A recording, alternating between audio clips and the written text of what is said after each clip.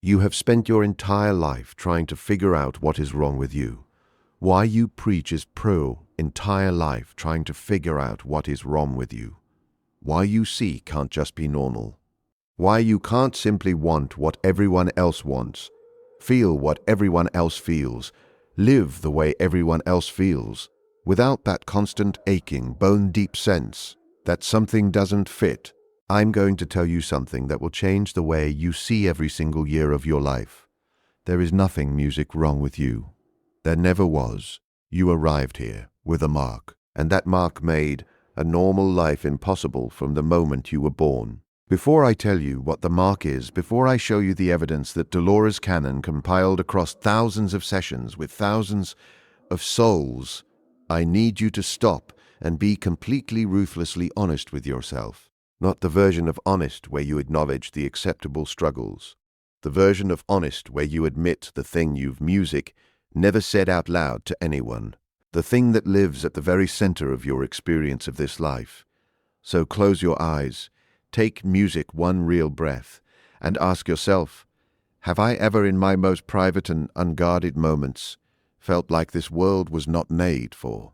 Like I was watching everyone else navigate life with an instruction manual I never received, like there was a frequency inside me that nothing in this ordinary world could quite match. If you felt that resonate,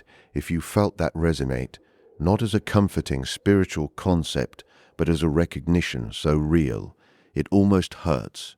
Write in the comments right now, I have the mark, 3 words. The first time you say it without apology or explanation, or the nervous laughter you use when someone gets too close to the truth of you. Write it now, because what you are about to hear is not a theory. It is not a comforting story invented to make you feel special. It is the documented, cross-referenced, meticulously recorded finding of one of the greatest consciousness researchers in modern history. A woman who listened to thousands of souls speak from the deepest layer of their existence. And what they all described with startling consistency was you.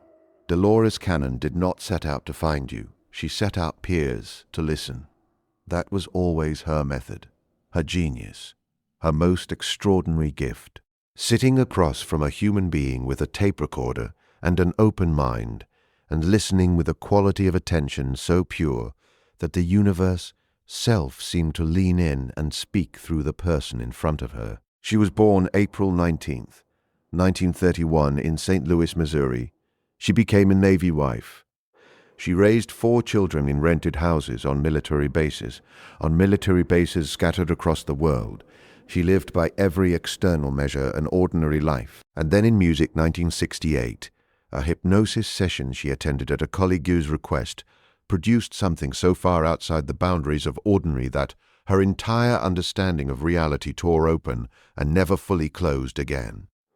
A woman under hypnosis began speaking as someone who wasn't her, describing lives she hadn't lived, carrying lives she hadn't lived, carrying knowledge that had no origin in her personal history. And Dolores, instead of recoiling, pulled out a notebook and started writing everything down, because she recognized in that moment that something real was being revealed. Something that had been waiting a very long time to be heard. She spent the next 45 years continuing that conversation. Through her quantum healing hypnosis technique, QHHT, she learned to access the layer she called the subconscious, not the sire she called the subconscious of repressed childhood memories, something infinitely vaster. The part of the human soul that to source. The part that has never forgotten what the conscious mind was designed to forget upon entering this world. The part that knows everything, and through that part of thousands upon thousands of different people, different ages, different countries, different languages, different belief systems, a pattern emerged so consistent, so undeniable, so precisely detailed, that Dolores eventually devoted an entire book to it. She discovered the mark, she documented the mark. She named it, and she spent the rest of her life trying to make sure the people who carried it would find out why. To understand the mark, you have to understand the mark. You have to understand what happened in 1945. The atomic bombs fell on Hiroshima and Nagasaki that year, and something shifted not just in the politics of the world, not just in the architecture of the world, not just in the architecture of humanity, but in the consciousness of the universe itself. Dolores discovered this through her sessions, through hundreds of souls speaking independently from the deepest music level of their being. Describing the same event, they described how the beings who watch over this planet, those Dolores called the protectors, the guides, the intelligences, who have been shepherding the evolution of consciousness on Earth since the beginning, looked at what had happened and understood something with absolute clarity. For the first time in human history, Earth's inhabitants had developed music, the capacity to destroy the planet entirely, not metaphorically, literally. The wheel of consciousness that had been slowly, patiently, lovingly guided toward its evolution since the beginning of human existence was now in genuine danger of annihilating itself before the journey was complete, and the beings who watched faced a profound dilemma. Their most fundamental law, the law that has governed their relationship with humanity across all of recorded and unrecorded history, was the law of non-inference. Free will is sacred. Choice belongs to the being making it. No outside force, no matter how advanced, no matter how well-intentioned, may override the free will of music, may override the free will of consciousness as itself. They could not intervene. They could not stop what was happening or force what needed to happen from the outside. The rules did not permit it, but what if they could influence from the inside? What if certain souls, extraordinarily advanced souls, souls who had evolved across countless lifetimes in other dimensions, and other galaxies, and other realities, and other realities, and other realities, and other realities, what if those souls could volunteer to incarnate on Earth, to enter this dimension, to wear a human body, to live a human life, not to stand on stages and announce their mission, not to perform spirituality in ways that would trigger the defensiveness of a still sleeping world, but simply to exist at a frequency that would fear its very presence, begin to shift the vibrational field of the entire planet. The call went out across dimensions. Earth is in trouble. Who will volunteer? And some souls said yes, against the considerable evidence of how difficult human incarnation was, against the knowledge that all memory would be erased upon music, and entry, against the certainty that living in the density and violence of the three-dimensional Earth would be music for a being of their frequency, something close to unbearable. The music said yes anyway, because the love was that large, because the mission was that real, because something in them recognized that this was the moment they had been evolving toward across music, countless lifetimes, the moment when what they had become could actually matter in the most profound way possible.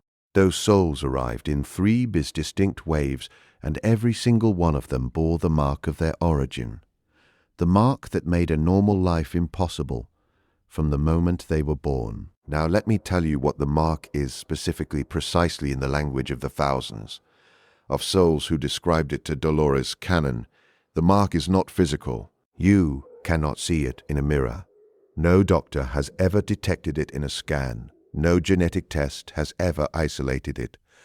But it is in every experiential sense that matters, the most defining feature of your existence on this planet. The mark is memory, not conscious memory, not conscious memory. You cannot remember the dimensions you came from, the lives you lived before this one, the conversation in which you agreed to this mission. That memory was erased, as it always is upon music, but the mark is the echo of that memory, the resonance of it, the way your soul continues to vibrate at the frequency of its origin, even after the content has been forgotten, and the consequence of carrying that resonance in a world that vibrates, music at a fundamentally different frequency, is the defining experience of your life. Music on Earth. You feel it as wrongness, as if the world is not quite the music right size for you. as if you are perpetually wearing clothes that don't fit, not too big, not too small, just slightly, persistently, exhaustingly wrong in every direction. You feel it, music as longing, a homesickness so deep and so old that you stopped trying to name it years ago. A yearning music for a place you have never been in this lifetime, but that you know in a way that bypasses thought and language and all the mechanisms by which ordinary knowing works. You know as home. You feel it as incomprehension, a genuine persistent inability to understand why the things that seem to matter so much to everyone around you feel so hollow to you. Not superior incomprehension, not the dismissiveness of someone who thinks they're better, the bewildered, sometimes heartbreaking incomprehension of someone who is watching a game and cannot understand why everyone else knows the rules. And you, as purpose, under everything, under the loneliness and the exhaustion and the confusion and the feeling of perpetual foreignness. There is something that will not go away, a sense that you came here for something, a knowing buried but unkillable, that your presence in this specific time, in this specific world, is not accidental, that something is being music asked of you that you have not yet fully understood. That is the mark. That cluster, Monsieur experiences the wrongness, the longing, the incomprehension, and the unkillable sense of purpose, is the signature of a soul that music arrived from somewhere else and has been trying in every moment of its life on earth to reconcile the frequency it carries with the frequency of the world it landed in. Dolores Cannon documented 3 distinct expressions of the mark, 3 waves of souls arriving at different periods, carrying the music's same essential frequency in different configurations. The first wave arrived beginning in the late 1940s and throughout the 50s and 60s. They are the hardest time. They came from states of pure light, pure bliss, pure consciousness. They dropped into a world of extraordinary violence and density that was for a being of their frequency almost intolerable. Dolores was direct about this. She documented significant suicidal ideation among first wavers, not because they wanted to die, but because the longing to return home was so acute and so constant that the body became at times more burdened than vessel. They felt like aliens from their very first music-conscious moments. They didn't understand anger. Violence horrified them on a cellular level. They couldn't adapt to the ordinariness of a world obsessed with music, things that felt to them completely meaningless. And they didn't know why. They spent decades believing there was something wrong with them before discovering, if they were lucky enough to encounter this information, that there had never been anything wrong with them at all. They were simply operating in a reality for which they were not designed. Pioneers, the ones who broke music. The ground so the ones behind them could walk more easily. The second wave came in the late 60s through the 80s. They had a somewhat easier path. The first wave had already, might music, been shifting the field, but their experience was still profoundly marked by the music signature of their origin. Dolores described them as antennas, beings whose primary function was not to do anything specific, but simply to walk through the world and by their very presence transmit a Psyche that affected everyone they encountered. She said they could walk through a crowded mall and affect the energy of every person they passed without speaking a word or making eye contact. That was how powerful the signal was. The paradox Dolores identified in music second wavers was heartbreaking in its irony. Their mission was to share their energy with the world, but the world's energy was so exhausting to their nervous systems that many of them retreated entirely, staying home, working alone, avoiding crowds not out of misanthropy, but out of pure inertia. Self-preservation. The third wave arrived beginning in the 1980s and continuing through today. The children and young adults who came in with their DNA already upgraded, already calibrated, already compatible with the new Earth frequency in a way that the previous waves had to consciously develop. These are the ones the world called music, difficult, distractible, hyperactive, diagnosable. Dolores was unambiguous. Many of the children being medicated into music compliance were not disordered. They were incompatible with a system designed for a frequency they had already evolved beyond. They didn't need to be slowed down. They needed to be understood. 3 different expressions, 1 mark, and if you are music watching this video, if something in you is vibrating with recognition right now, you carry one of these 3. Let me tell Mrs. Evershone. Let me tell be you now with the specificity this deserves. What kind of life the mark makes impossible, not what it makes difficult, what it makes genuinely, structurally, permanently. It makes impossible the life of someone who is entirely satisfied with the surface of things. You cannot do it.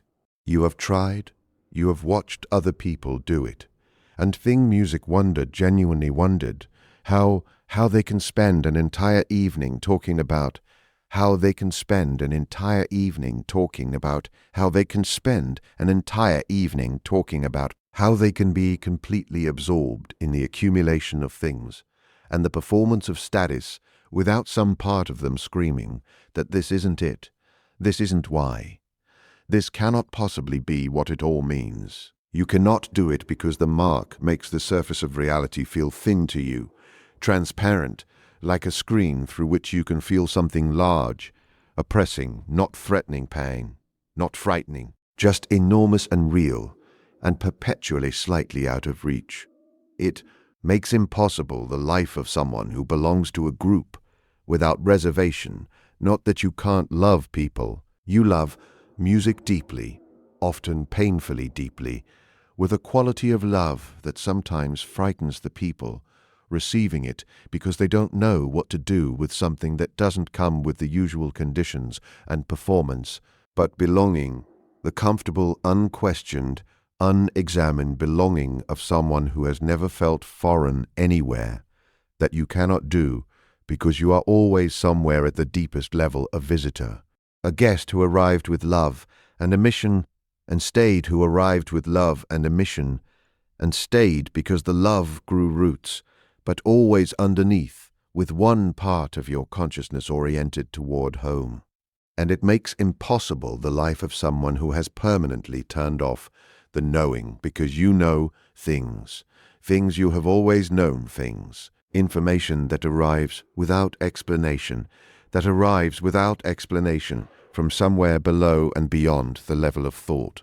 A sense of people that you've learned to hide because it makes others uncomfortable. A perception of the non-physical dimensions of situations, the emotional currents beneath the words, the energy of spaces and objects and events that you spent years pretending you don't have, because the world does not have a polite way, music to acknowledge it. You cannot turn it off. You have tried. You can muffle it, distract from it, medicate it into a manageable level of background noise. But the mark won't let it go permanently silent, because it is not a quirk of your particular psychology. It is the primary instrument of your actual mission on this planet. Here is the part that may devastate you in the most necessary and beautiful way. Everything you have suffered as a result of the mark, every moment of isolation, every experience of not belonging, every relationship that couldn't sustain the weight of who you actually are. Every time you were called too sensitive or too intense or too much or too different, all of it was never punishment, it was never disorder, it was never evidence of something broken in you. It was the passivity broken in you. It was the specificity that leaves no room for comfortable ambiguity.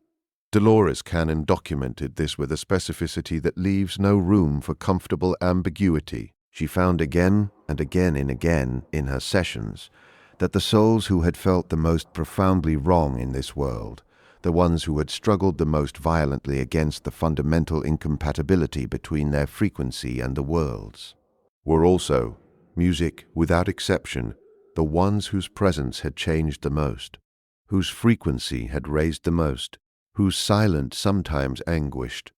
Always faithful existence, music on this planet, had contributed the most to the shift in collective consciousness that the universe had sent them here to create. She said, when you are not losing your mind and you are calm, it doesn't matter what you do. People will see that in you and seek that in you because they don't know what to make music out of what they're seeing.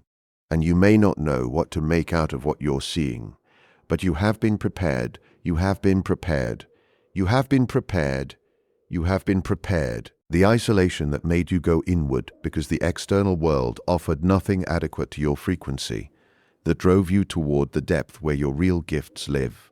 The relationships that couldn't hold what you brought to Cess, the relationships that couldn't hold what you brought to Piper. Each one refined you, clarified you, stripped away what was borrowed, and left more of what was actually yours. The years of feeling alien in your own life, they produced a quality of compassion in you that is simply not available to someone who is always fit. A capacity than he has ever shown, capacity to hold space for suffering because you have lived in it and emerged, still carrying music. The wound was never the wound. The wound was the doorway, and everything you endured passing through it made you precisely the being that this specific time in human history requires. Dolores Cannon was not a woman given to easy emotion. She was a grandmother from Arkansas who had spent decades listening to the most extraordinary things the universe had music to say, and she had developed the steady, unshakable equanimity of someone who has encountered too many miracles to be dramatically startled by them. But she described one session, one convergence of sessions, really, has music because the pattern appeared too many times to dismiss, that genuinely moved her to tears. They were sessions with what she called PD first wave volunteers. The earliest arrivals, the ones who had had the absolute hardest time, people in their 60s and 70s, many of them who had spent most of their lives deeply and genuinely convinced that they were defective, that the universe had made a mistake with them, that they had failed at the most basic human project of simply fitting into the world. And when the subconscious of these people spoke, when the deepest and most knowing part of them was asked directly, without the interference of the conscious mind's decades of accumulated pain, what it said stopped Dolores completely. It said, "They don't understand. They think music. They failed. They don't see what they did." And when Dolores asked what they had done, the subconscious answered with the quiet, certain authority of something that can see the whole picture instead of just the fragment available from inside a human lifetime. It said they held the frequency, the through everything, through the violence and the into, primension and the years of not being understood, and the longing that never fully left. They never stopped being what they came here to be. They think because they didn't do anything dramatic that music didn't matter, music didn't matter. But the energy of one person vibrating at their true frequency affects far more than they can possibly see from where they stand. They changed things more than they know, more than they will ever know, on this side of existence, Dolores cried. Not from sadness, from the specific grief and awe that arises when you understand that someone has been carrying something heroic their whole life and believed it was failure. If you have the mark, if you are the soul she was describing, let me say directly what that subconscious was saying to you through her tears. You did not, music, fail. You held the frequency through everything and it mattered beyond anything your conscious mind can calculate. There is something else the mark does that I want to name because it has been one of the defining experiences of your life and it deserves to be recognized for pernas. What it is, the mark makes you unable to stop searching, not in the anxious, compulsive way of someone who is running from something, in the relentless, oriented way of someone who is moving towards something they sign music, haven't yet found the language for but have never stopped being pulled toward. You have read the books, You have sat in the circles and the classes and the retreats. You have explored the teachings, the ancient ones and the modern ones, and the ones that exist in the in-between spaces where mysticism and quantum physics begin to describe the same thing from different angles. You have had experiences you've never told anyone about because you knew, before you finished the sentence, how they would be received. And through all of it, you have been searching for something specific. And for something specific. Not information, not technique, not even healing. Exactly. You have been searching for confirmation, for someone or something, to tell you that what you have always half believed about the nature of reality is real, that the dimensions you have touched in your most luminous moments, in deep music meditation, in certain dreams, in the inexplicable moments of pure knowing that arrive without invitation, that those dimensions are not imagination. They are not wishful thinking. They are not the day, miscomforting fictions of a mind that found ordinary reality insufficient. They are your actual home remembered through the veil, in the presenting-only form available to a consciousness that has been asked to forget. Dolores Cannon documented this searching music in her first and second wave volunteers with great consistency. She found that these souls were drawn almost compulsively to information about consciousness, about dimensions, about the nature of the soul, about the purpose of existence, not casually drawn with the urgency of someone who is trying to remember something important, as if somewhere beneath the surface of their conscious searching was the knowledge that what they were looking for was real and had a name and could be found, if only they kept looking long enough. You found this video. You are still looking. That has never been evidence that you haven't found anything. It is evidence that the mark is still active, still oriented, still navigating by the signal of home. I want to speak directly to something that marked souls rarely find named accurately, something that lives at the center of the experience but gets described in terms that don't quite reach it. The loneliness, not the loneliness of someone who lacks conic. Shin many people with the mark have people who pot Justin, many people with the mark have people who havam, partners, friends, family members who are devoted and present and genuinely care. The loneliness is not the absence of people. It is the experience people you genuinely love, people who genuinely love you, and feeling in some way that you can't explain and have music stopped trying to explain. Fundamentally, irreducibly alone, not isolated by circumstance, but isolated by frequency, by the gap between what is happening at the surface of human interaction and what you are experiencing just beneath it, by the awareness of so much more music than is being addressed in any conversation you are part of. Dolores found this described so consistently across her sessions with volunteer souls that music addressed it explicitly in her work. She said these souls were often surrounded by people and still felt completely alone. Not because the people weren't genuine or the love wasn't real, but because the specific knowing these souls carried, the specific frequency they vibrated at, the specific depth at which they perceived reality, had no ordinary counterpart, music in their immediate environment. She said with the precision of someone who had heard this, confirmed 1,000 times. It is a sign, music, that the connection you are built for operates at a depth that the world around you has not music yet reached. You are not disconnected. You are ahead, and ahead by definition means that you are sometimes in territory that no one around you has yet entered. That is not abandonment. It is the specific and sometimes devastating geography of being a pioneer. And pioneers, by definition, are always somewhat alone at the frontier. Not because they are unloved deeper than he has ever shown. Loved, the music, because they have gone further. Now I want to give you something to work with, something real, something grounded, something that marked souls have used across music, Dolores Cannon's documented research, and across the broader tradition of consciousness work she must contributing to do the single most essential thing the mark requires not to become. Something to remember, something because the mark does not need to be developed. It arrived does not need to be developed. It arrived music with you. It is your original frequency carried intact through the forgetting of incarnation. What it needs is not cultivation, but clearing, the removal of what covers it. The peeling away of the layers of accommodation and adaptation and performance that you built over the decades of trying to be something more ordinary than you are. Here is the plizzy. Practice. Step 1. The inventory of what is not yours. Set aside 20 uninterrupted minutes. Sit with a piece of paper and write music without editing the answers to this question.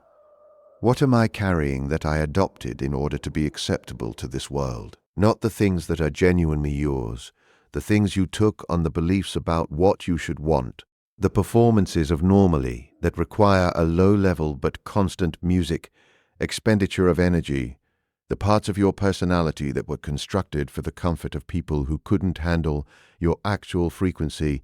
Write them all, don't analyze them, just name music them, because you cannot release what you cannot see. And what you cannot release continues to cost you. Not in dramatic collapses, but in the constant, subtle, profoundly exhausting expenditure of energy that is required to carry something that was never actually Sancha. Step 2. The return to origin. After the inventory, close your eyes, place both hands over your heart, and do something that will feel simple to describe and deeply strange to perform. Try, describe beneath everything you have accumulated.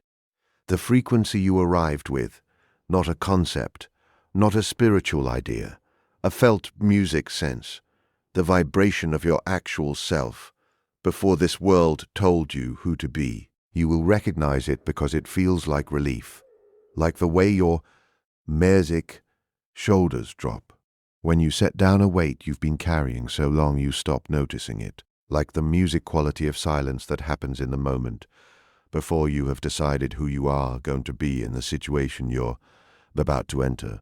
That is your mark. That is your origin frequency. Sit in it for as long as you can sustain it, even if it is only 30 seconds the first time. The practice of returning to it is the practice of remembering who you are. Step 3. The one true thing. Once a day, not at a scheduled time, but in the moment, that feels right. Say, 1, completely true. Out loud, if possible, to yourself, if that's all that's available. Not a spiritual music affirmation, not an aspirational statement, a true thing about what you actually experience, what you actually know, what you actually are, something the mark in you knows to be real, that you have perhaps been keeping quiet in order to be more acceptable. I am not meant for a small life. Or I know things, music I cannot explain, and I am done apologizing for it. Or simply, I am not what the world tried to make me. The practice of speaking one true thing daily is, Dolores found, one of the most powerfully integrative acts available to a soul that has been in the habit of suppressing its own knowing, because your voice is the instrument of your frequency, and every time you use it to speak the truth of the mark, you strengthen the signal.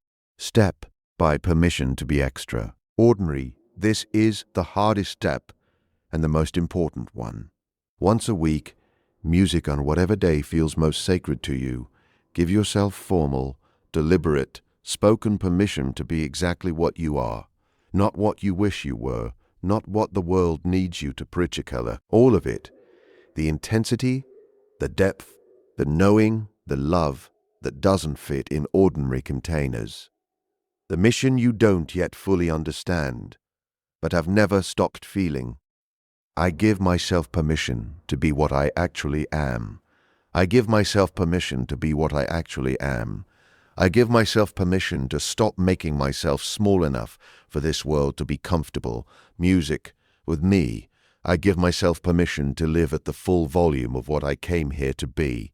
Dolores found that the volunteers who integrated most completely, who stopped being torn between their frequency and the world's and started simply being their own frequency fully, did not achieve this through understanding. They achieved it through permission. Permission they gave themselves deliberately, repeatedly music, until the old habit of self-reduction finally lost its grip. Let me tell you what the mark, as if beneath the loneliness, beneath the searching, beneath the exhaustion of living at a frequency the world has not yet fully met, has always been asking you to fix the world. You are not responsible for the awakening of every soul you encounter. You cannot speed up anyone else's journey or force anyone else's music recognition. The mark does not ask that of you. It was never asking you to perform your purpose, spirituality in ways that would make the world acknowledge your purpose. The mark, music, does not require an audience. The mission was never about being seen. What the mark has always been asking quietly, persistently, with the patience of something that knows it, is ita. Null and therefore has no need to rush is simply this. Be what you are fully music without apology, without reduction, without the constant grinding work of making yourself small enough for a world that wasn't built for you. Because the way marked souls change the world is not through grand acts. It is not through perfect teachings or perfectly constructed lives or any external evidence of spiritual achievement. It is through the field, through frequency, through the simple, radical, endlessly courageous act of existing at your true vibration in a world that has been asking you to music lower it since you were old enough to understand the request. Dolores Cannon music picks everyone they come into contact with. They don't have to do anything they pin, just have to be. Just have to be. Just be. That is all. That has always mine been all. And it has always been simultaneously the simplest and the most demanding instruction anyone could receive. Because being what you are fully, music in a world that has been trying for decades to make you into something more ordinary, that requires a courage, to make you into something more ordinary, that requires a courage, but you are managing it, music imperfectly in the way that all human things are imperfectly, but genuinely. Every day you wake up and choose to remain oriented towards something music, more real than what the ordinary world offers. You are living the mission. Every moment you refuse to permanently silence the knowing. Even when you keep it private, you are living the mission. Every deeper than he has ever shown. Every time you love someone at the full depth, the mark makes available to you, even when that depth is more than they know how to receive. You are living the mission. I want to give you something that no one may have ever given you with the precision and sincerity it deserves.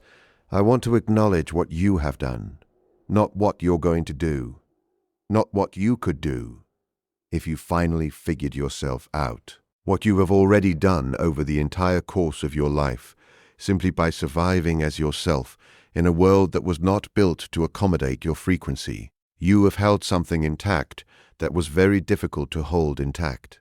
The frequency you arrived with, your origin signal, your mark, the specific vibration that makes you unable to live a normal life, has been under constant pressure in this world, the pressure of a culture that rewards conformity, the pressure of relationships that found your depth inconvenient, the pressure of systems, educational, medical, psychological, that pathize the very qualities and that constitute your gift, the pressure of your own mind, which eventually learned the world's language well enough to argue against your knowing from the inside. And under all of that pressure, the mark is still there, still vibrating, still recognizable to you when you stop performing long enough to feel music. That is not small. That is not small. That is not incidental. That is by music any meaningful measure of what it takes to maintain consciousness across the density of human incarnation. Dolores Cannon devoted her life to finding the people who carried this mark and telling them what they were, not music what was wrong with them, what they were. Not music what was wrong with them, what they were. Because she understood that the most urgent and necessary work she could do was not more research or more books or more music techniques. It was this simply finding the souls who had spent their entire lives believing music were defective and telling them the truth. You are not defective. You are not too much. You are not too sensitive. Too sensitive. Too hard to understand. Too hard to low. Too hard to accommodate. You are marked. You chose Kaskuka to accommodate. You are marked. You chose to come to Earth at this lifetime in full awareness of what it would cost you. You chose to come to Earth at this time, with this frequency and this mission and everything it has cost you. Every year of not belonging, every relationship that couldn't hold what you were brought to it, every experience of being seen as strange by a world that didn't have the context to recognize what it was looking. Music, you accepted that price in advance, because the love was that large, because the love was that large, because the sick miss mission was that real. And now I need to say the thing that may already be living in your body as a music felt sense, looking for words to confirm it. You did not find this video by chance.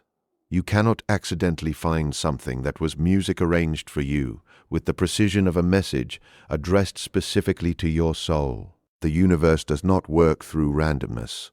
Dolores Cannon confirmed this so many times across so many sessions that she stopped even framing it as a finding and simply stated it as a known fact. There are no coincidences. Everything is orchestrated by your soul. Your soul led you here, music today, at this specific chapter of your life. Not last year, not 5 years from now, but when something in your journey has reached the point where this information can land differently than it would have landed before, when something in music you has been pushed by whatever the last months or years have brought to the precise edge of readiness. Think about what it took to get this video in front of you, the specific and intricate chain of micro-events, the thought you had before you opened this platform, the content that appeared in your feed, and what you passed over before stopping on this. The precise quality of what you were carrying in your body in the moment the thumb, Biel caught something in you and held it. None of that was random. All of it was the orchestration of a soul that has been trying to give itself the message it needed to hear. And the message is this: you were never wrong. You were never broken. You were never too much for this world. You were simply too original for ordinary, simply too original for ordinary, simply life, and the time for apologizing for that is over. Let me close with what Dolores Cannon wanted above all else for the souls who carried music, the mark.